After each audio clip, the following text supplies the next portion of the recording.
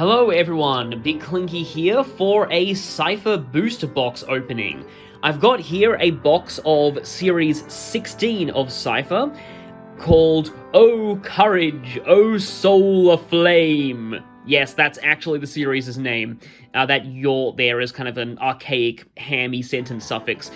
But Owain is not in this set. As you can see by the characters on the front, this set focuses mostly on Binding Blade, but also on Echoes, specifically Celica's party, Radiant Dawn with a focus mostly on the Bednion Empire, and Heroes Book 4.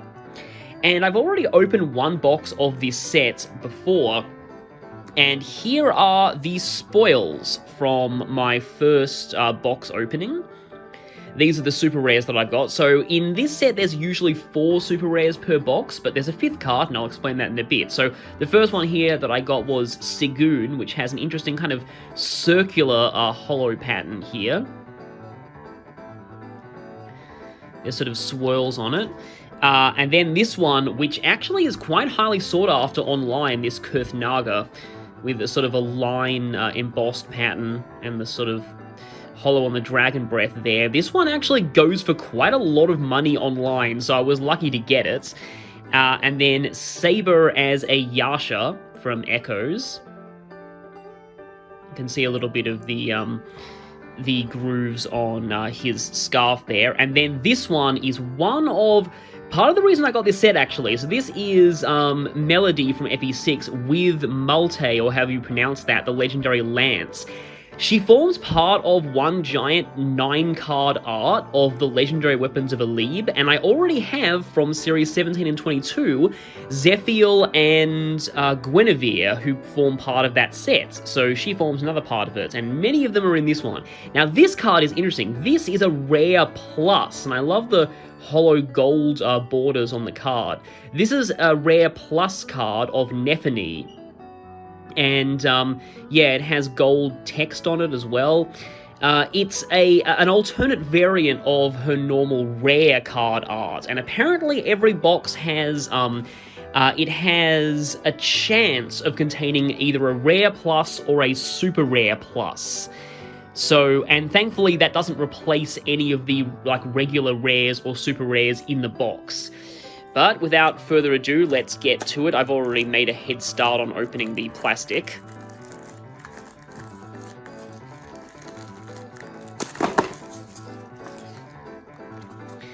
Here's the box, and this is something that I actually I think it's cool that the boxes do. If you do this, and then bend them like this, they form like a bit of a store display thing. And speaking of store displays, this is probably to put on your store to sell the packs, and they apparently go for 350 yen each in Japan. And we also get a promo card, and in this case, okay, this is actually a duplicate. This is supposed to be a main character marker card, but it is pretty cool. I think it's exclusive to the booster boxes. There's actually a second variant of it, but I already got the Tiki one in the previous box, so that's a little unlucky. Oh, and yeah, I already had this promo card. This is for the next set. This is Lucina with a lot of the other Fire Emblem main lords. Okay, and there are 16 packs in this box, and sometimes I like to keep the sides even, but let's go ahead and open up the first pack. There's an index card on the back here. And what's also interesting is that, oh, actually, this is something that I don't have before. They actually sometimes have deck lists inside the packs, and some of them you can make them with just cards from this set. It says at the bottom here that you can use this index card as a main character marker card, but I'm still not really sure how the whole main character marker thing works. So let's go through these. We have Air, Nephany. This is a pretty cool looking Nephany, even though it's just a common card. Dorothy from FE6, Gwendolyn, Pala from Echoes, regular Kurthnaga from Radiant Dawn, Gonzalez. This is a sort of Ipe art as well, so that's kind of cool. His art has gained a lot of appreciation over the years. Rarer Gwendolyn as a general, transformed Morim, And, oh, first pack, and it's a super rare. Really? Yeah, this is the super rare Air, and this is one of the super rares that I didn't have. So yeah, that was right on top of the box. And yeah, look at all of those wild patterns on it. Yeah, she just has number 4 up there, not any number under it, because she's considered like just a standard class. So I'm going to go ahead and sleeve that right now. Yeah, the way that promotion works in the card game is the characters have like a cost to deploy outright, as well as a promotion cost if you play their unpromoted form first. So you may have seen this in other videos, but personally, I like to sleeve my cards upside down. That way when they go into binders, there's not like an exposed part at the top of the card. You just have only on the bottom, and that's covered by like the bottom of the folder. But yeah, hopefully you can look at this. This is a pretty cool card overall, and yeah, it was a super rare that I didn't have, so that's going to go over there with the others. Another Pala. This is Seldia from the Fire Emblem 6 manga. They're definitely referencing Hasha no Tsurugi quite a bit in the Cipher series. Cipher, and it's kind of weird, despite how major of a character he is in Radiant Dawn, he never got a super rare card in Cipher. Saul, Morim, I believe this is actually not even just Feral One, this is Morim while he was a slave, so that's kind of disturbing. There's card art of that, but then again, there's also card art of Emerin in the middle of her jump, so yeah. Altina, this one is cool. Yeah, I like the Tellius cards in this set, because they have some interesting characters from the backstory. Jeddah, yep, looking very hammy.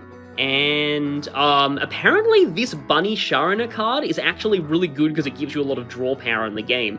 But if you look at the text there, it says Usagi-san desu pyon and Ishoni Usagi-san ni narimashou, which is let's all become rabbit-sans.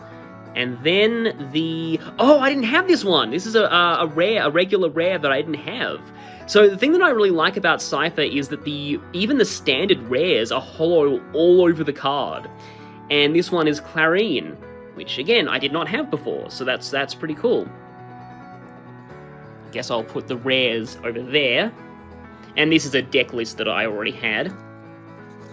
Sorry if my space is a bit cluttered, I'm not really used to doing box openings, but anyway, another Gwendolyn. Sonia from Echoes, that's actually unpromoted Sonia. Clarine, unpromoted Tanith, which is interesting. At least I think that is. That is Emma. Oh, this one's pretty cool. This is young Conrad with baby Celica. This is a nice card. Another thing that I love about Cipher is there's often a lot of cards depicting like elements of the game's backstory. This is Ogier, I think it is, or OJ, Alj, however you want to say that. Yeah, he's not considered a great unit, I think, but this is cool art of him at least. And, oh yes, Disciple of Order. This is another reason why I got this set. It has cards of generic Disciples of Order. And the thing is, originally, I was a bit let down, though, because I thought that you were allowed to have as many as you wanted in your deck, and I could make, like, a Reinforce-Ageddon joke deck. Actually, no. These ones are considered promoted, as you can tell by having 2 costs up there, and so they're harder to deploy, but also they their rule says that you're allowed to have more than 1 Disciple of Order on the field at any given time, but you are not allowed to have more than 4 on your deck, which is something that, like, the Risen cards from Awakening, they didn't have that restriction. Promoted Saul, I like the Bishop's hat there. Do the, like, sprites here in FE6 even have that? And, oh, I wanted this one too. This was a rare. This is not a super rare. This is a regular rare, but I didn't have this one before. Ashura. So this card is not only one of only 2 Ashura cards in the entire Cipher card game, but it also buffs all the Disciples of Order that are on your field. So I kind of want to make a fun deck concept where I've never really played the game before, I don't really know much about the rules, but I'd like to try and do a fun deck concept where it's just Ashura and spamming Disciples of Order. Or at least, as much spam as you can do when you can only have 4 of them in your deck at once. There's a weaker Ashura that is in, there's Melody. There's a weaker Ashura that's in a different set that has an ability that gives your main character Mantle, so it prevents them from being destroyed by enemies with a deployment cost less than a certain thing. There's Hugh. Is this like low money Hugh or high money Hugh? Bunny Alphonse. Yeah, they're doing it's one of the bunny events. Hey, it's that guy who... Actually, no, it's not the guy who's only good as an archer. It's Jesse. He's alright, I think. And then Bath. I actually need more of him for a deck concept that I've got in mind for later. And this is a rare that I did have before, Brave Veronica. But it's still a cool card. Still can't believe that Veronica actually got into, like, the Brave heroes. The fan base just took that opportunity to vote for a villain and have them be playable.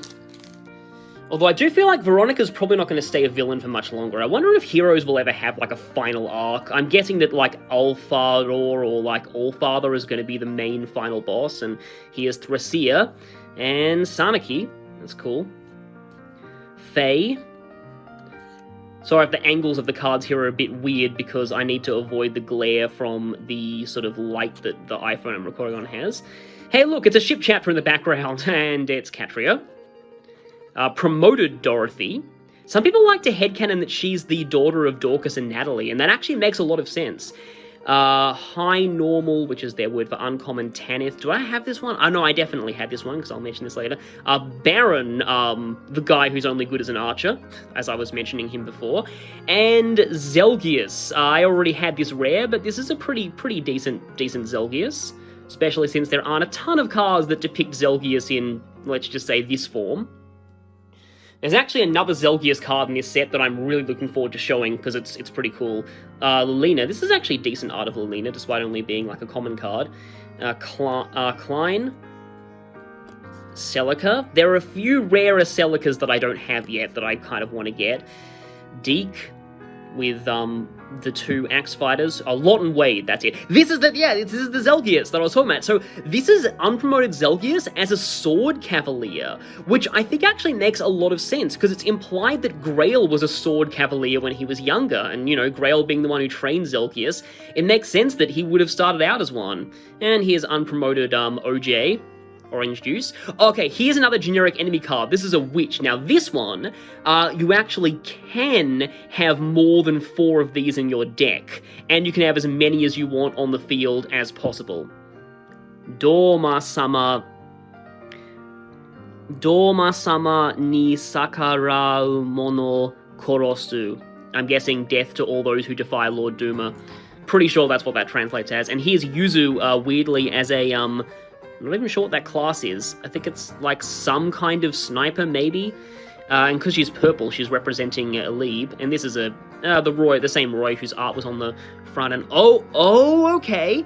So this is a little disappointing since I already had this one. But this is actually my first ever duplicate out of like 3. This is my 4th box of Cipher so far, and this is my first duplicate super rare. So I guess I can maybe go on the Serenades Forest forums and see if anyone would be willing to trade for this. It's unfortunately not a great one to get a double of, because it's not a particularly valuable super rare, like money-wise. Unfortunately, the super rares that attract the most money online are the ones of the girls for reasons. So yeah, this one doesn't really go for a whole lot. I think it's even less than $10 online, but I might be able to trade it for... There's a Tiban super rare that I don't have from Series 17 that also isn't that valuable. So yeah, maybe I'll trade it for that one someday. Here's another one of that really cool Nephany.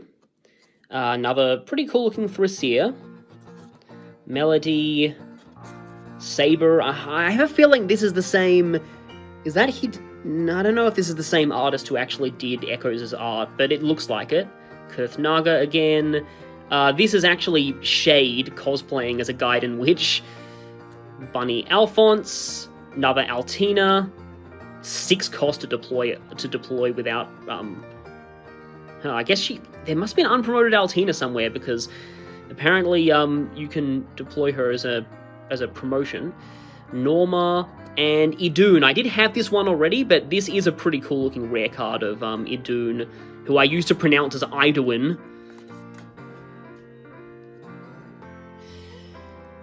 The different heir. There's actually 3 heirs in this set. Est, Gwendolyn, Sephiroth again, Sophia, we haven't seen her yet. Pretty cool looking Tormod actually as well. Is that like a baby Laguz transform that he's carrying? That's interesting. Pretty cool looking Lif, Shana with her 2 sisters. Sanaki. There's a super rare Sanaki though in this set, and oh, speaking of super rares, Lilina. Okay, this one is actually it goes for a decent amount of money online. This one would have been expensive for me to get as a single, so I am very glad I got this one. It goes for about like $33 or something as last I checked, so yeah, glad I got that one. There is a super rare plus variant of Lilina that has like really cute joint ship tease art with her and Roy, but I am not likely to get those. But yeah, that is one of the 2 cards that I really wanted from this set. The other was, I don't know if you can see how shiny it is from down there. The other is May. There's a card of Enchantress May that is also quite expensive online, probably for obvious reasons. But yeah, this one forms the foreblaze of that big joined art. Okay, this pack did not want to open neatly, but there's Gale. There's a rare Gale in this set that I'm looking forward to getting. I think the light just went off as well because the phone's battery is getting lower, but I guess if half the video is in one lighting and half is in the other, you can maybe just vote on which one you prefer. Oh, hey, here's Gareth, whose name is... If you look at this, his Japanese name could translate as Gortor or Goat. I think it's officially romanized as Gort, G-O-R-T, but that still sounds stupid. And promoted Seldia from the manga. She's an interesting character. And oh, this is a rare that I didn't have, Mila. So yeah, there's a lot of focus on Celica and her party, but this is a pretty cool art of Mila. So we have both Mila and Asher. Oh, she has 0 attack. That's interesting. She must have some kind of special gimmick to her that makes her a bit I guess maybe supportive, but yeah, I got both Mila and Ashura.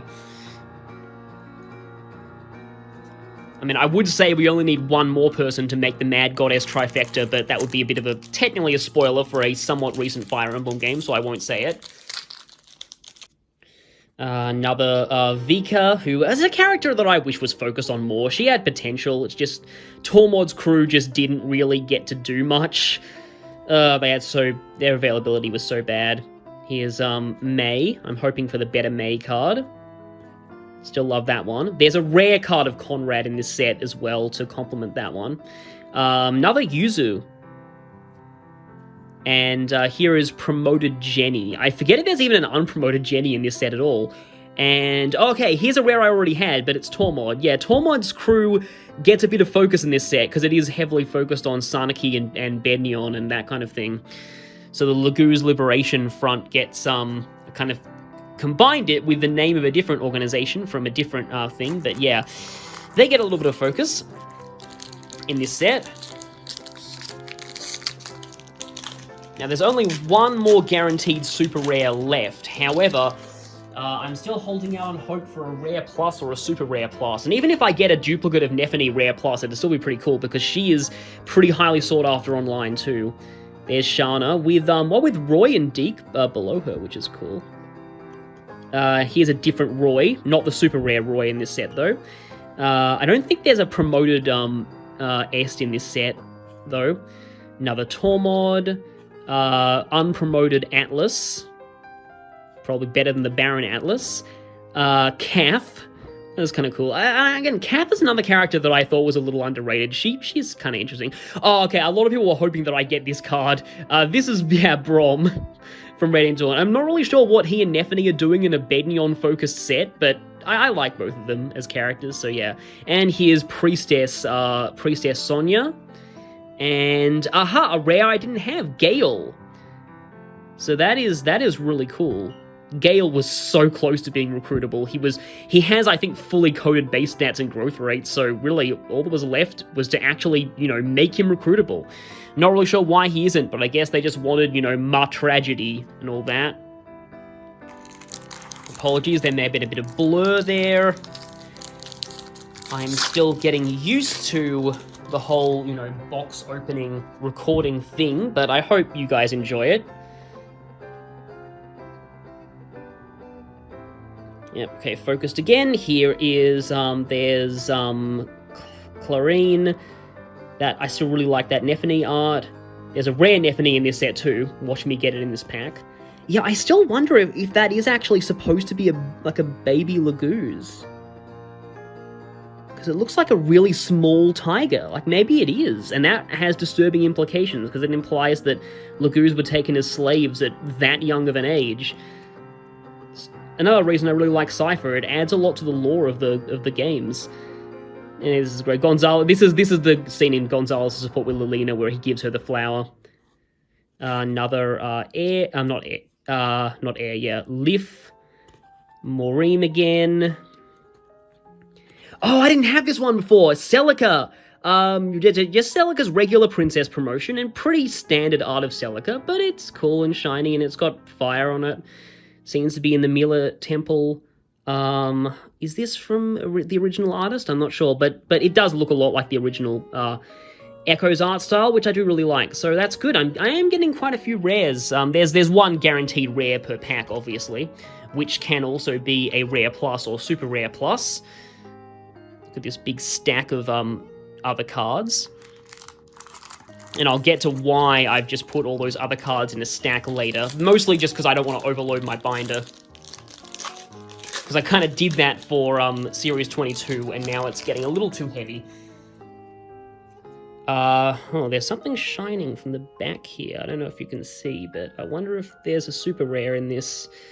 It'd be really funny if I got, like, another Saber and I had 3 of them. And then I guess, you know, I'll make a Saber deck. Maybe.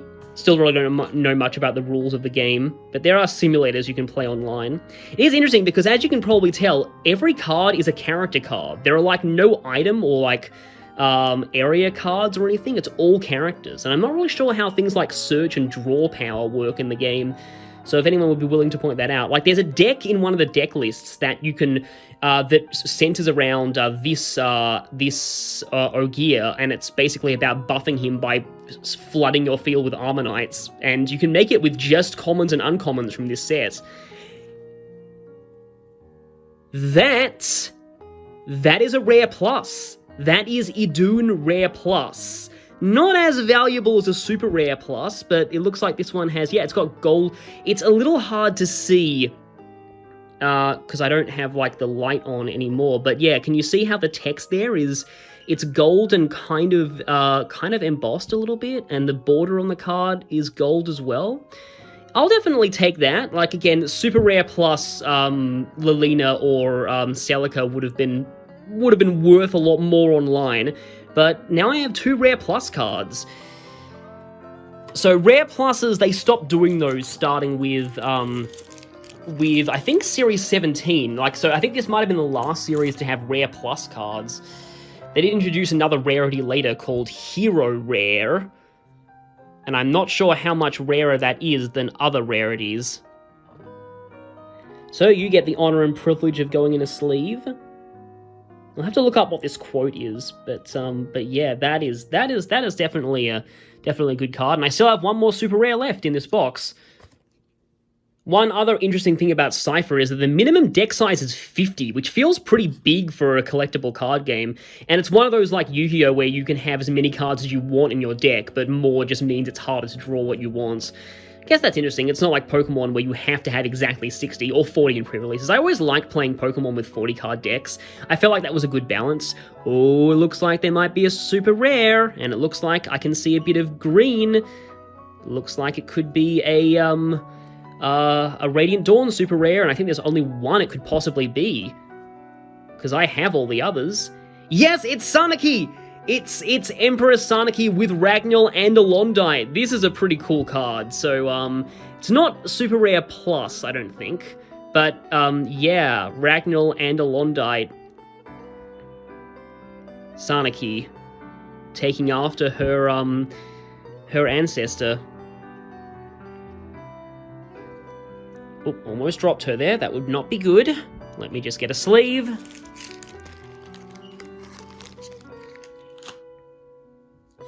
I bought this pack of sleeves in like 2012 when I started getting back into collecting Pokemon cards, and I still haven't run out.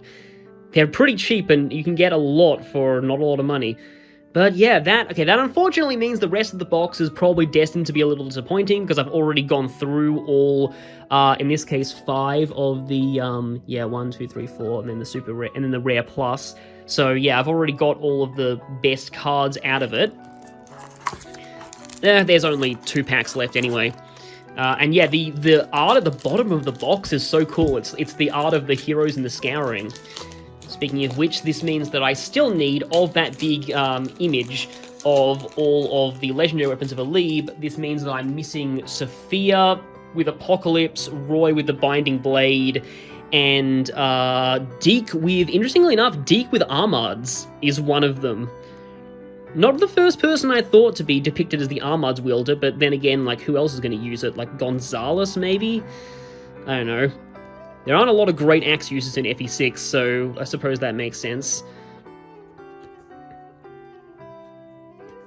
Yuzu and... Oh, okay, so I have this one already, but this is a really, really nice looking Fae card.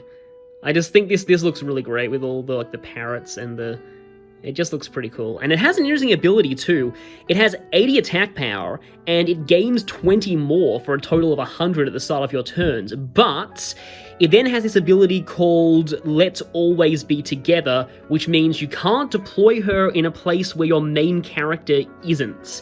And I'm not really sure what the implications of that are for the card game, but considering that she otherwise has a relatively easy to get 100 attack power, that's probably a debilitating condition.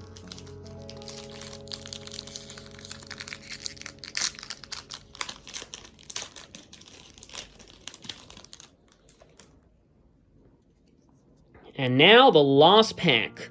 Lilina, Seldia, Pala. A lot of Pegasus Knights in this set, actually, between them and Tanith and Sigoon. Morim, Conrad, Garrett, or Goat, as I'll call him now. Jeddah. Yeah, he also has a promotion cost, but did they ever release an unpromoted Jeddah? I'm not sure if they ever did. In fact, this might be the only Jeddah card they ever released in the whole card game. I guess they were planning on releasing an unpromoted Jeddah eventually, and, oh, speaking of which, yeah, here's the rare Conrad. So yeah, it's just bog standard adult Conrad, but it's still cool.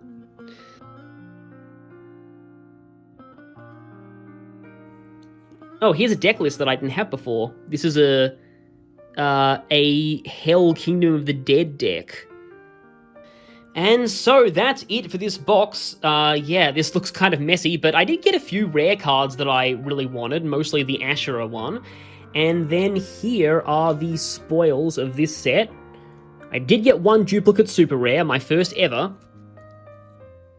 But, yep, once again, let's focus. Yep, there's Air.